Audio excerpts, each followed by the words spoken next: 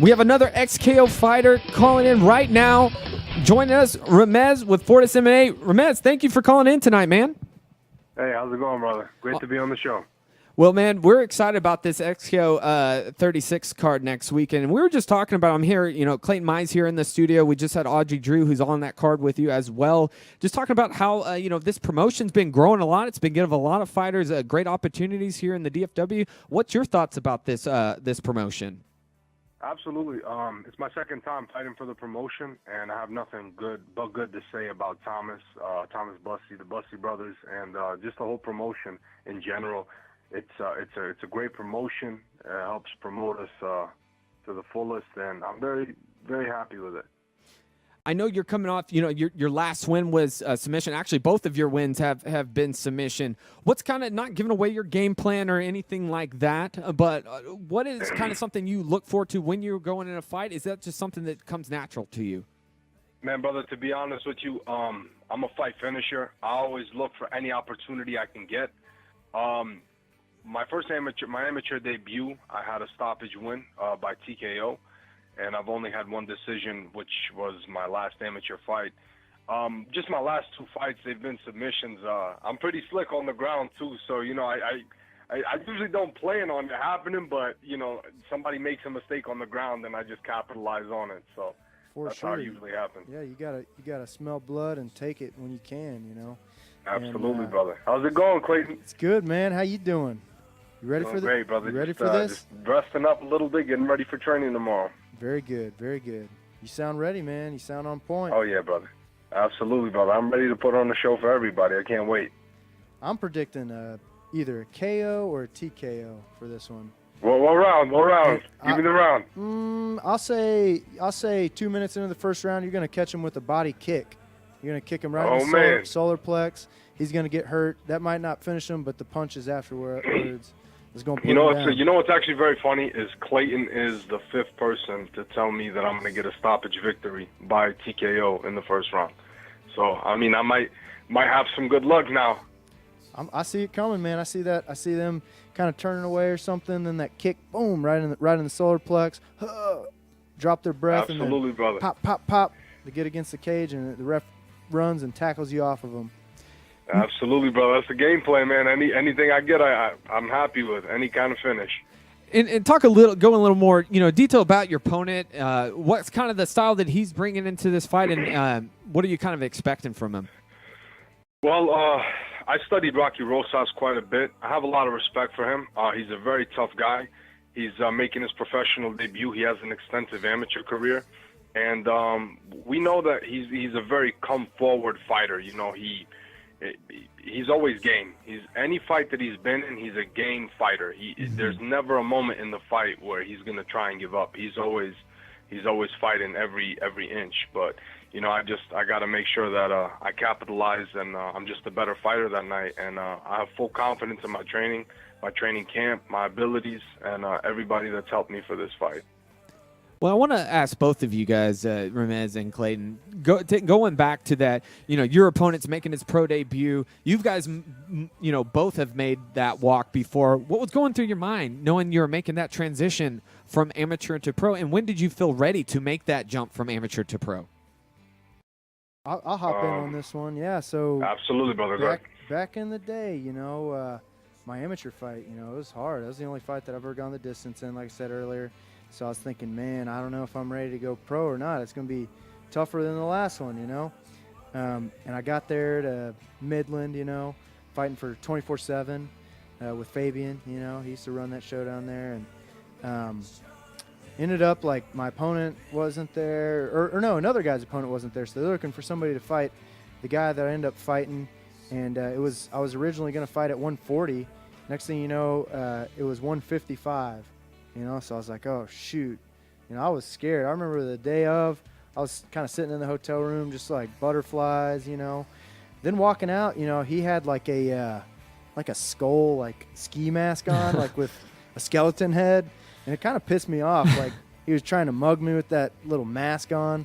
And from there, I just remember kind of the anger came out, And then I remember eyeing him down across the cage and just feeling like a hungry lion in there. And went in and TKO'd him in the first round, a bigger guy, and I just remember the best thing about it was just, you know, how awesome it was to get a win and to get a TKO win. But, you know, as far as the guy that's fighting Ramiz, his making his pro debut, it ain't going to be a good night for him. He's going to get either KO'd or TKO'd in the first round. He's going to go home, regret, you know, thinking like, damn, 0-1 as a pro. Now I got a huge mountain to climb. It's going to be all negative for him. Ramiz is going to take another win under the belt and move on to the next one. And what about you, Ramiz? Do you remember that, you know, making that walk, just what was going through your mind? Absolutely, brother. Feels like yesterday, actually, now that we're talking about it. It gives me goosebumps a little bit thinking about it. But I had 2 fights as an amateur, and I just my coach was like, he came up to me, and he was like, hey, man, he's like, you want to make the transition to pro? He's like, what do you think about it? And I was all on board, you know. I was like, if I'm going to fight, I might as well fight for money. You know, I've been fighting for free for the past 2 fights. It was a great experience in the amateurs. You know, it definitely was something else. It got me used to the unknown. You know, because in my amateur career, both of my fights at first, I went through like 3-4 opponent changes, especially for my amateur debut, even until I got to the venue. Once I weighed in and everything, and the promoter, he said, hey, man, we got a different guy for you. And I was like, all right, I was on board for it. I just really wanted to fight. I was anxious. Of course, I was nervous as well, but it's just something that I've always known I wanted to do in my life. So making the transition to pro, it definitely was something else, because I knew that I have to keep my record intact. And this is it. You know, once you get to the professional level, you know that everything is, it's crunch time every time you get in there. Now, going back, you know, Klayton, you mentioned an interesting thing. Well, first of all, kind of the theme of tonight, you know, we're talking to Klayton and Andre, is about opponents backing out at the last minute, and that it definitely stings. I mean, how have you kind of handled that mentally? What has, you know, gone through your mind during that situation? It's definitely not easy, to be honest with you. It's one of those things that you have to adapt and overcome. And you just have to understand that it's part of the fight game. Because before my last fight against David Lopez for XKO back in January, I hadn't fought for 2 years, and I had opponent changes. I had like 4 or 5 different opponents fall through, matches fall through, and injuries, and everything was just piling up. So I definitely learned patience, and I learned that, you know, it's a journey, and you're going to have times where you're going to have to overcome difficult times and overcome everything like that. And I just told myself, I was like, hey, man, it's all part of it. So there's no sweat, you know, no sweat at all. It definitely does get frustrating when you have an opponent back out, because you put a lot of time and effort into your training camp, a lot of time and effort into promoting the fight, and just a lot of different variables that go into it. So, of course, it's something that's rough, but you just learn that it's part of the fight game. And sometimes it's out of your control. There's really nothing that you can do. Amen to that. And every time you have a chance to actually step in the cage on fight night and face down your opponent and put on a show, it's something special, you know, because whether they get injured, you get injured, your opponent backs out, the show falls through, there's just so many things that can cancel it, and every fighter's been through it. It's just, you know, it's a bummer when you don't get to step in there and put on the performance, you know. Absolutely. Do you like to, you know, I know Klayton's made prediction for you. You said you have several people making predictions for you. I know you like to finish fights. Do you ever like to make predictions for yourself? Absolutely, brother. Honestly, I know Rocky Rosas is a very tough guy. Hats off to him, and I'm really happy that he signed the contract and we have a fight together. And I know he's going to be a game opponent. I know I have to stay on my P's and Q's when I fight this guy and keep my hands up at all times, which I always do. But I see myself being the victor probably first or second round, latest second round. I'm either gonna get a finish on the feet or on the ground. That's just what I'm seeing right now. I'm hitting my stride, and I know Rocky's gonna be a tough guy. I know it's definitely not going to be easy. It's a pretty tough task for me, but I know I'm going to get it done. As the fight progresses, I get even more dangerous. What have you been doing? You know, do you do any cool routine like on your own? Like I remember, you know, before my fights, I have like special runs I go on certain places and kind of like wooded areas where I'll go train. Do you do anything cool like that? Like, do you swim? Do you run? What kind of? Absolutely, brother. Absolutely, brother. One of the things I like to do is I just like to zone out. I like to get away from everybody. I like to slip my headphones on, and I have a pretty cool trail that I've been running for the past 4 or 5 years, actually, over here in Rockwall. So Awesome. I slip my headphones on, man, and I just I'm going with the wind. You know, I'm in a different stratosphere when I put my headphones on. I'm going. And that's when you kind of envision how everything's going down. Absolutely. Make Start that- shadow boxing, envisioning everything happening. And Listen to your song that you want to use. Practice walking out. That's all very Absolutely, important. So brother. I'm glad to hear you're doing that. That's gonna pay off a lot. So for both of you Absolutely, guys, brother. you just mentioned walkout song. I'm always intrigued by a fighter's walkout song. I think it's always interesting. I've seen some funny stuff. I've seen some really cool stuff.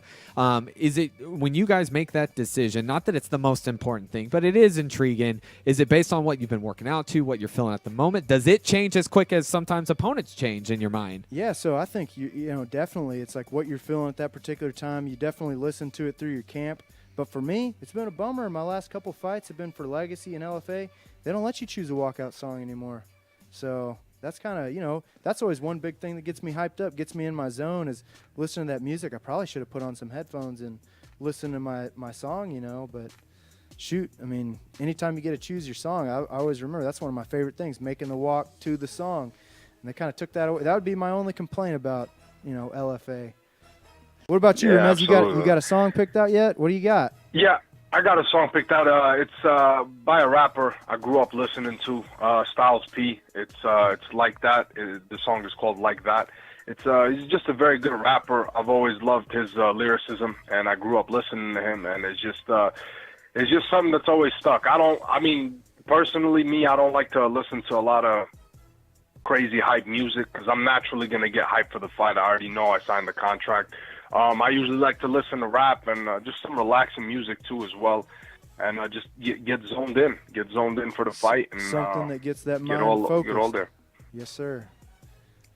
Well, Ramiz, I want to thank you very much for calling in tonight. Best of luck next Saturday. Do you have anything you want to say to your family, your friends, your fans out there? Absolutely, I definitely want to give a big shout out to Coach Safe, to everybody at Fortis MMA. All my training partners, Klayton, every single body that's helped me prepare for this fight. I cannot wait to go in there Saturday and show you guys showcase all my skills, showcase everything, and definitely put on a great show for you. I'm not doing this only for myself. This fight is something special to me as well.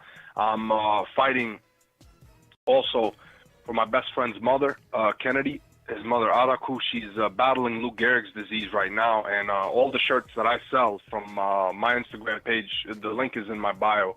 I teamed up with Nate Bagby at Not Dead Yet Apparel. We created some pretty slick T-shirts. All the proceeds on my end go straight to his mother, and it's definitely something that it's definitely something that's near and dear to me. And like I said, it's definitely, if you guys could check it out, and definitely anything helps, Amen. Amen. Well, our thoughts here on the show definitely goes out, to Kennedy's mom. And once again, man, thank you very much for calling in. We hope to maybe have you stop by the studio in person. I would love to, brother. I would love to, definitely. Thank you so much, brother. Thank you for having me on the show. Clayton, I'll see you soon, brother. I can't wait to put on the show for everybody. Be fierce. Be fierce. Well, you have a good Friday night, man. All righty, brother. You too. Thank you very much.